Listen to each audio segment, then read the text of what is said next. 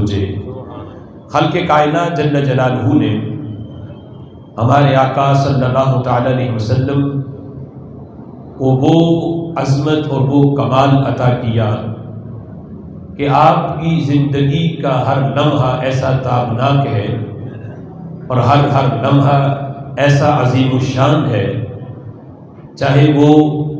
اعلان نبوت سے پہلے کی زندگی ہو یا اعلان نبوت فرمانے کے بعد کی زندگی ہو،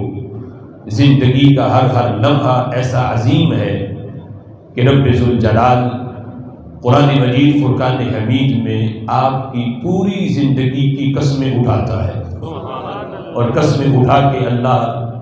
یہ بتاتا ہے کہ میرے محبوب صلی اللہ تعالی علیہ وسلم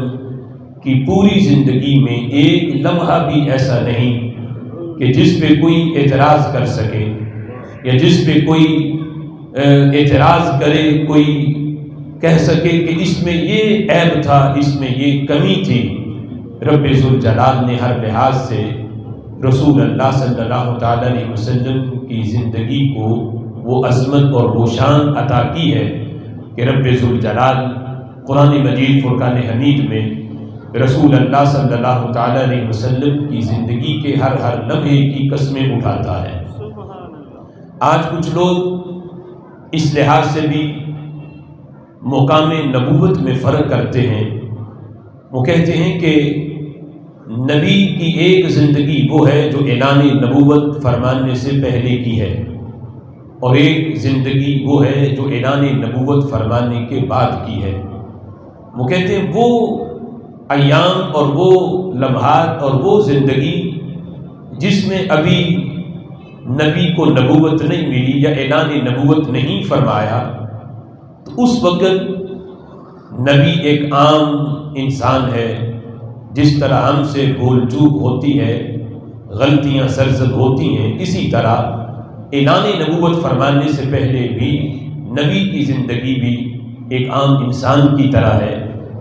لیکن ہم اہل سنت و جماعت کا یہ عقیدہ ہے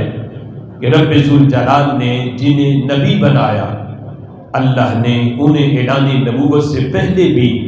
وہ زندگی عطا کی کہ ان کی ہر زندگی کا ہر لمحہ ایسا روشن ہے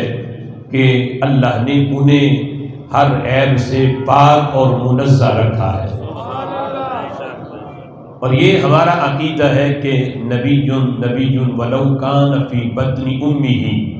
کہ نبی ہوتا ہے اگرچہ اپنی ماں کے شکم اطہر میں ہو۔ اعلان نبوت سے پہلے بھی رب ذوالجلال نے انہیں ہر قسم کی غلطی اور ہر قسم کے گناہ سے اللہ نے انہیں معصوم رکھا۔ معصوم اسے کہتے ہیں کہ جس سے گناہ ہو ہی نہ سکے، جس میں گناہ کی طاقت ہی نہ ہو۔ تو رب ذوالجلال نے انبیاء کو اعلان نبوت سے پہلے بھی ان کی زندگی معصومانہ ہے، اور اعلان نبوت فرمانے کے بعد بھی اللہ نے انہیں عظمتیں عطا کی ہیں۔ بالخصوص